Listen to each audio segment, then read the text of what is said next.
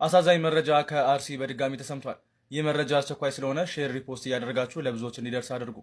ትናንት ጥቅምት 24 2018 ዓ.ም በአርሲ ዞን መርቲ ወረዳ ጋዶ ቀበሌ 6 ኦርቶዶክሳውያን ተገድለዋል። ጥቃቱ የደረሰው በእርሻቸው ላይ በነበሩ ገበሬዎች ላይ ነው። እንዲህ አይነት ግድያ ከሳምንትም በፊት ተፈጽሞ ነበር። የአርሲ ዞን መንግስት ኮሚኒኬሽን መረጃው ሐሰት ነው በማለት አስተባብሏል።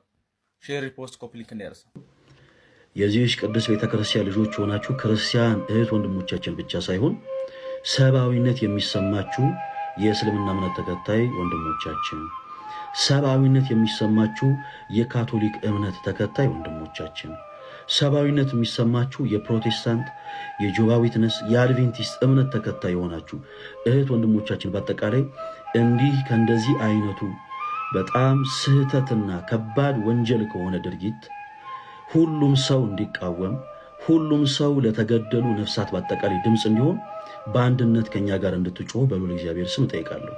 በመላው ዓለም ያላችሁ ክርስቲያኖች ወንድሞቻችን በአርሲ ላይ በተለይ በቤተ ክርስቲያንና በምዕመኖቿ ላይ የተደረገው ድርጊት እጅግ በጣም ከባድ፣ ሁሉም ሰብአዊነት የሚሰማው ሰው በአጠቃላይ የሚቃወመው ትልቅ ወንጀልና ድርጊት ነው። በቻላችሁት አቅም ስፔሻሊ በውጭ ዓለም የምትኖሩ ክርስቲያኖች ወንድሞቻችን በተለያዩ አይነት ቋንቋዎች ስለነዚህ ነፍሳት ድምፅ እንድትሆኑ በልዑል እግዚአብሔር ስም እንጠይቃለን። ሰማዕትነት የተቀበሉት ወንድሙ እህቶቻችን አዛውንት ሳይባሉ፣ ወጣቶች ሳይባሉ፣ ህፃናት ሳይባሉ እድሜያቸው እንኳን ሳይታይ እንዲሁ በጅምላ ነው የተጨፈጨፉት። ስለዚህ ሰብአዊነት የሚሰማችሁ አብራችሁ ከጎናችንም ያላችሁ የተለያዩ ቤተ እምነት አማኝ የሆናችሁ ወንድሞቻችን በዚህ ከባድ ጊዜ ከኛ ከክርስቲያን እህት ወንድሞቻችሁ ጋር አብራችሁ ከጎን እንድትቆሙ በልዑል እግዚአብሔር ስም ጥሬን አስተላልፋለሁ። ይሄ የፈለገ አትናቴዎስ ድምፅ ብቻ አይደለም። ይሄ የፈለገ አትናቴዎስ አቋም አይደለም። ይሄ የፈለገ አትናቴዎስ መልእክት አይደለም። ይሄ ፈለገ አትናቴዎስና ወንድሞቹ ያሉባት የክርስቶስ ኢየሱስ ሙሽራ የሆነች የዚህ ቅዱስ ቤተክርስቲያን ድምፅ ነው። ስለዚህ በሁሉም ዓለም ያላችሁ ክርስቲያኖች ወንድሞች ለነዚህ ነፍሳት ፍትህ ከ20 ሺህ በላይ የሚሆኑ ኢትዮጵያውያን ጎርፍ ሆነው በየመን ወደ ሳውዲ አረቢያ እየተጓዙ እንደሚገኝ የተገለጸ ሲሆን ለይህን ምስል ዓለም አቀፍ ሚዲያዎች ሳይቀር እያዘዋወሩት ይገኛሉ። የመን በበኩሏ ከሀገሯ ለማስወጣት እንቅስቃሴ መጀመሯ ተሰምቷል። ደግሞ እንደምትመለከቱት በየመን ተራራ ማለት ነው ሸራ ወጥረው በጊዜያዊነት የሚኖሩ የኢትዮጵያውያን መጠለያ ነው ተብሏል። እነዚህ ኢትዮጵያውያን ታዲያ ህይወታቸው አሁን ላይ በከፍተኛ ሁኔታ ስጋት ውስጥ እንደወደቀ ተነግሯል። በዚሁ አጋጣሚ የቲክቶክ አካውንት መግዛት የምትፈልጉ ከ10 ሺህ ተከታይ ጀምሮ እስከ 1 ሚሊዮን ተከታይ ያላችሁ የቲክቶክ አካውንቱን ከሻጮች እየተቀበልኩ ነው። በአስተማማኝ ሁኔታ መግዛት ትችላላችሁ። በውስጥ አውሩኝ፣ ፎሎ ያደርጋችሁ። ቤት በአርሲ ለሚገደሉ ኦርቶዶክሳውያን ፍትህን እንሻለን። ወንድሞቻችን ባለፉት ሳምንታት ውስጥ ከ40 የሚበልጡ ኦርቶዶክሳውያን ተገድለዋል። ዛሬም ደግሞ 6 ኦርቶዶክሳውያን በተኙበት ተገድለዋል። ዛሬም ለመታረድ የተዘጋጁ ብዙ በጎች እንዳሉን እየሰማን ነው። ለእነዚህ ኦርቶዶክሳውያን ድምፅ ልንሆንላችሁ ይገባል። ሰብአዊነት የሚሰማችሁ ኦርቶዶክሳውያን በሙሉ ሰው በመሆኑ የወደደውን እምነት የመምረጥ መብት አለው። በእምነቱ ምክንያት ሊገደል አይገባውም፣ ነውር ነው። ስለዚህ ለነዚህ ወንድሞቻችን ልንጮህላቸው ይገባል። እኛ ኦርቶዶክሳውያን ደግሞ እንዲህ የሚል መጽሐፍ አለን። ምስለ ዘይትፌሳህ ተፈስሑ ወምስለ ዘይበኪ ብክዩ፣ ከሚደሰት ጋር ተደሰቱ፣ ከሚያለቅስ ጋር አብራችሁ አልቅሱ።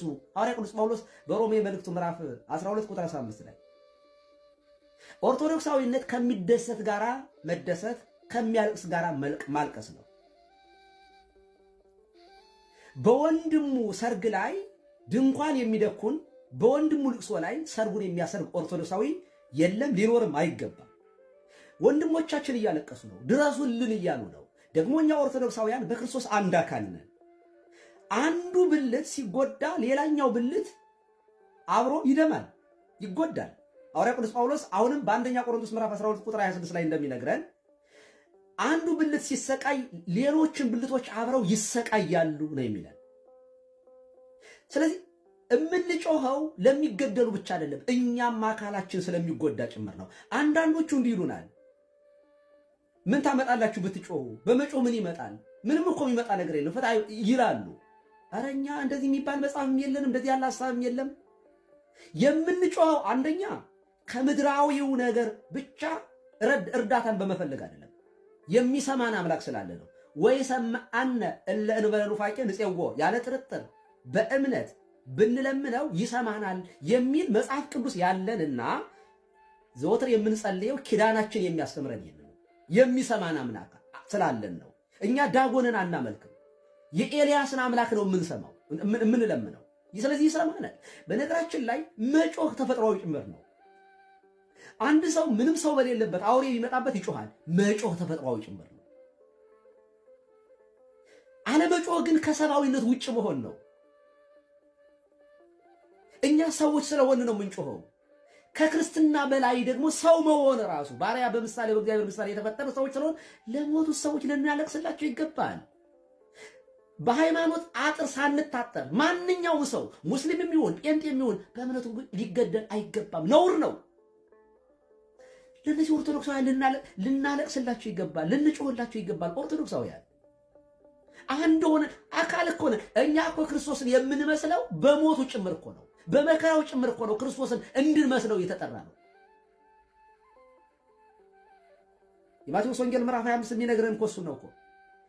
ከነዚህ ከተናናሾች ለአንዱ ያደረጋችሁት ለእኔ ማድረጋችሁ ነው። ለተራበው ማሰብ፣ ለተጠማው ለተቸገረው ማሰብ ክርስቶስን ማሰብ ነው። የተራቆተውን ስናለብሰው ክርስቶስን ማልበስ ነው። የተራበውን ስናበላው ክርስቶስን ማብላታችን ነው። ፍትክን ስንፈልግ ፍትክን ከሚያደርገው ከእግዚአብሔር ጋር እርሱን መምሰላችን ነው። በሥራ ጭምር ነው ክርስቶስን መምሰል ያለብን። ስለዚህ ክርስቶስን የምንመስለው አንድ በመከራው አይደለም፣ ወንድሞቻችንን በመከራቸው ልንመስላቸው ይገባል። በዚህ በነገራችን ላይ ኦርቶዶክሳውያን ቅዱሳን ስለኛ ይለምናሉ፣ እኛም ለቅዱሳን እንለምናለን። በሰማይ ወይም በገነት ያሉ ቅዱሳን ስለኛ ይለምናሉ፣ እኛም ወደ እነሱ እንጸልያለን የምንለው ለምን ይመስላችኋል? አንድ አካል ነን፣ አንድ ብልት ነን። የኛ መከራ በገነት ያሉት ይሰማቸዋል፣ ስለዚህ ይለምኑልናል ነው እኮ ትምህርቱ እኮ። ታዲያ ለሚሞቱ ሰዎች መለመናችን ከተጠያቂነትም እኮ ነፃ መሆን እኮ ነው። በነገራችን ላይ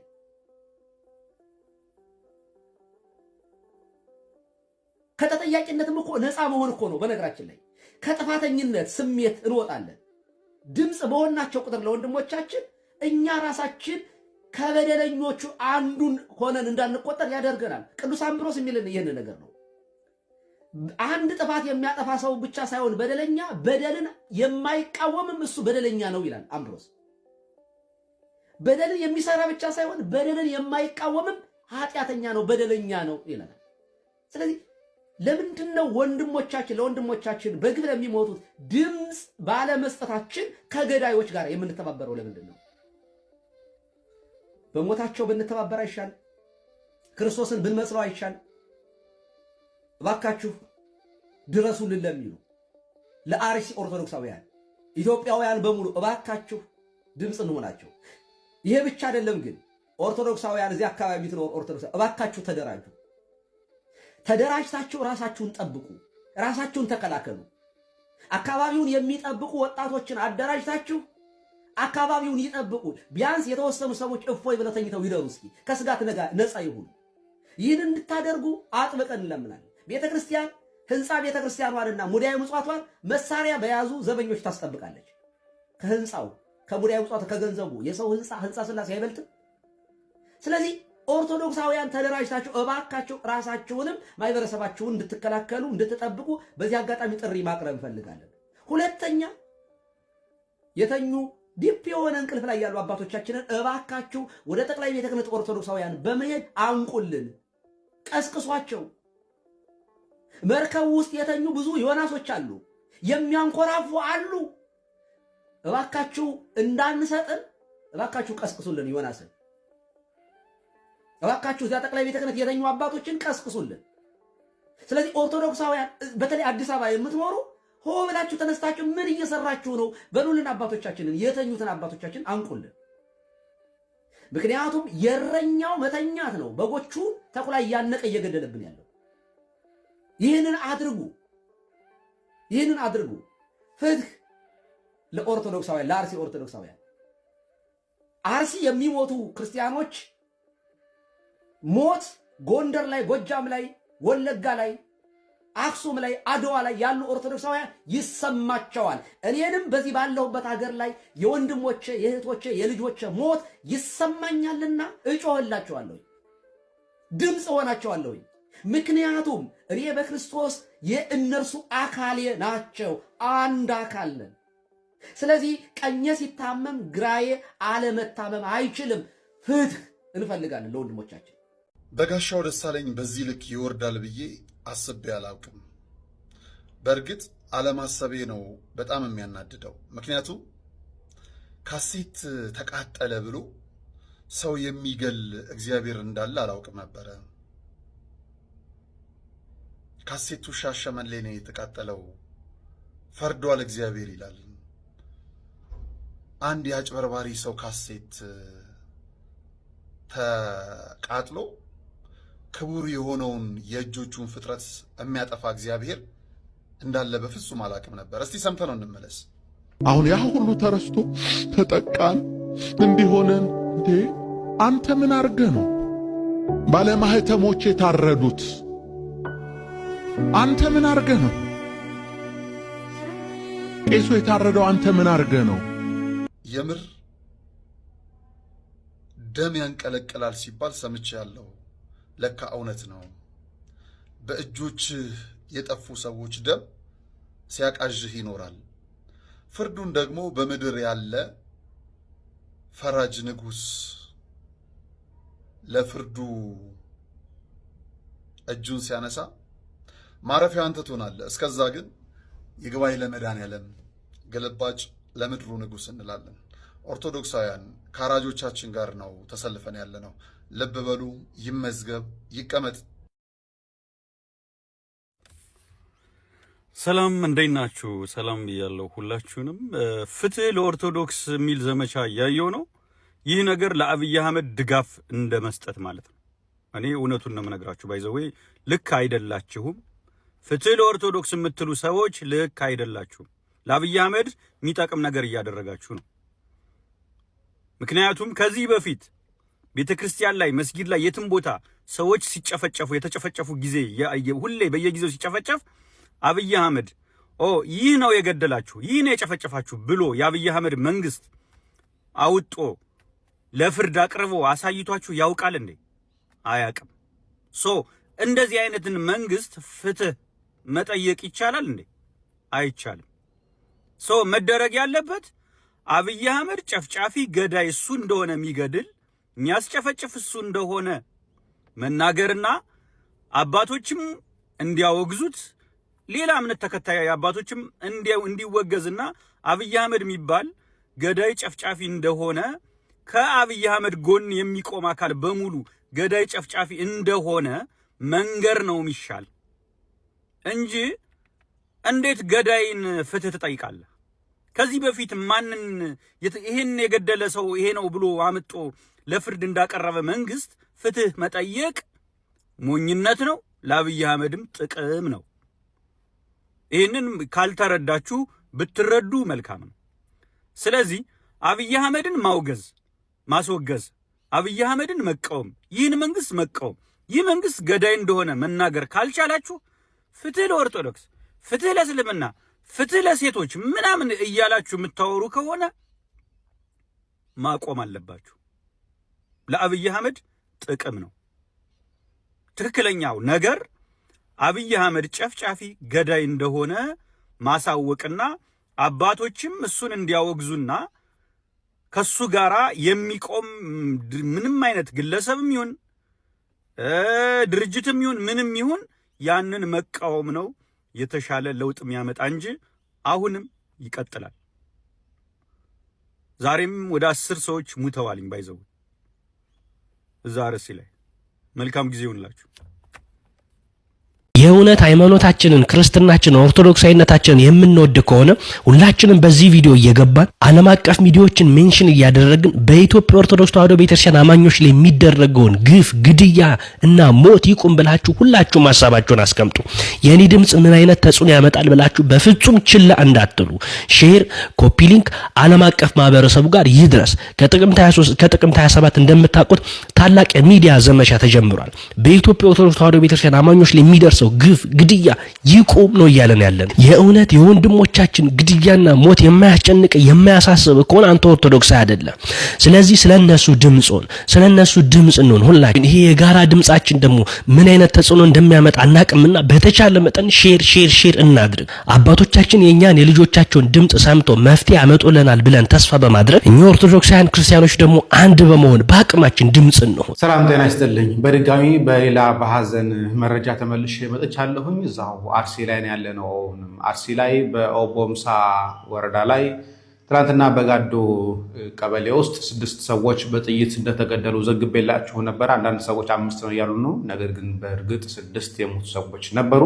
ከዛ በተጨማሪ እዛው ላይ ወጣ ብሎ በሌላ ቀበሌ ላይ እዛው አርሲ መርቲ ወረዳ ውስጥ ከኦቦምሳ ወጣ ያለች ቀበሌ ላይ ነው ፈረቀሳ ትባላለች ያቺ ቀበሌ። እዛ ቀበሌ ውስጥ እንዲሁ አንድ ሰው በእርሻ ላይ እንዳለ ኦርቶዶክስ የሆነ ሰው ማለት ነው በጥይት ተገድሎ ሞቷል።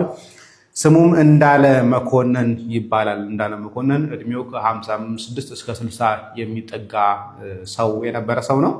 በእርሻ ላይ እንዳለ ትናንትና ገለውት ሄደዋል። እሱንም ማለት ነው። ይሄኛው ሌላ ነው። ትናንትና የሞቱት 6 ሰዎች ደግሞ ዛሬ እዛው ኦቦምሳ መድኃኔዓለም ቤተክርስቲያን ይቀበራሉ።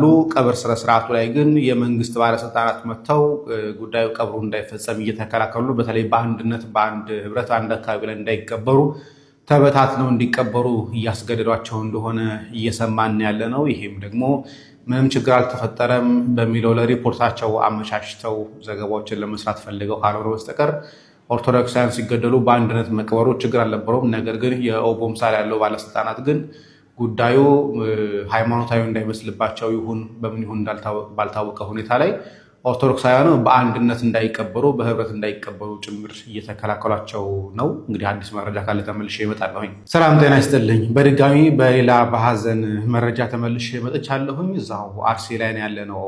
አርሲ ላይ በኦቦምሳ ወረዳ ላይ ትናንትና በጋዶ ቀበሌ ውስጥ 6 ሰዎች በጥይት እንደተገደሉ ዘግቤላችሁ ነበር። አንዳንድ ሰዎች 5 ነው እያሉ ነው። ነገር ግን በእርግጥ 6 የሞቱ ሰዎች ነበሩ።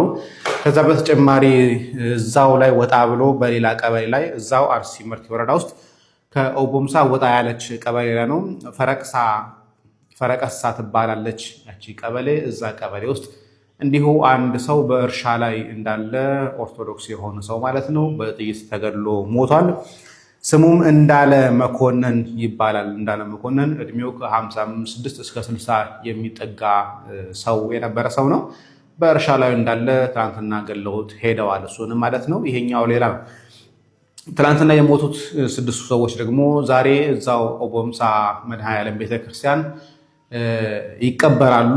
ቀብር ስነስርዓቱ ላይ ግን የመንግስት ባለስልጣናት መጥተው ጉዳዩ ቀብሩ እንዳይፈጸም እየተከላከሉ፣ በተለይ በአንድነት በአንድ ህብረት አንድ አካባቢ ላይ እንዳይቀበሩ ተበታትነው እንዲቀበሩ እያስገደዷቸው እንደሆነ እየሰማን ያለ ነው። ይሄም ደግሞ ምንም ችግር አልተፈጠረም በሚለው ለሪፖርታቸው አመቻችተው ዘገባዎችን ለመስራት ፈልገው ካልሆነ በስተቀር ኦርቶዶክሳውያን ሲገደሉ በአንድነት መቅበሩ ችግር አልነበረውም። ነገር ግን የኦቦምሳ ያለው ባለስልጣናት ግን ጉዳዩ ሃይማኖታዊ እንዳይመስልባቸው ይሁን በምን ይሁን ባልታወቀ ሁኔታ ላይ ኦርቶዶክሳውያኑ በአንድነት እንዳይቀበሩ በህብረት እንዳይቀበሩ ጭምር እየተከላከሏቸው ነው። እንግዲህ አዲስ መረጃ ካለ ተመልሼ እመጣለሁኝ። የሴቶች ሲኖዶስ እንዳለ ነግራቸዋል። ስሟት ትችልች። አንዳንድ ኦርቶዶክስ ወጣት 5 ማድረግ ያለብን ነገሮች ተባባለ። አንደኛው ንስሐ መግባት፣ ሁለተኛው ቅዱስ ቁርባን መቀበል፣ ሶስተኛው ቤተክርስቲያን አዘውትሮ መሄድ፣ አራተኛው መጽሐፍ ቅዱስ ማንበብና አምስተኛው ደግሞ ራሳችንን ከክፉ ሪሌሽንሺፖች ማራቅ። እስኪ እናንተስ ምን ማድረግ አለብን ብላችሁ የምታስቡትን ኮሜንት ላይ ያሳውቁን። እቺ ልጅ የሴቶች ሲኖዶስ አረኳት፣ እኔ ነኝ ያረኳት። መልእክቷ ተገቢ፣ ትክክል፣ ወቅቱን የጠበቀ ስርዓተ ቤተክርስቲያን የሆነ ሁላችንም ንስሐ እንግባ፣ ስጋ ወደሙ እንቀበል፣ ዕለት ዕለት ቤተክርስቲያን እንመላለስ፣ ክፉ ከሆኑ ነገሮች ራሳችንን እንጠብቅ፣ ከክፉ ሪሌሽንም ራሳችንን እናርቅ፣ ክፉ ከመስራትም እንራቅ እያለች። ይሄ ነው የአንድ ጳጳስ ንግግር። ይሄ ነው የአንድ ካህን አስተምሮ። ይሄ ነው የኦርቶዶክሳዊ ወጣቶች መልእክት። ይሄ ነው ሴቶቻችን ለብዙዎቻችን ማሰራጨት ያለባቸው። እንዲህ አይነት ሴቶች ናቸው ሲኖዶስ ብናረጋቸው የማይቆጨን።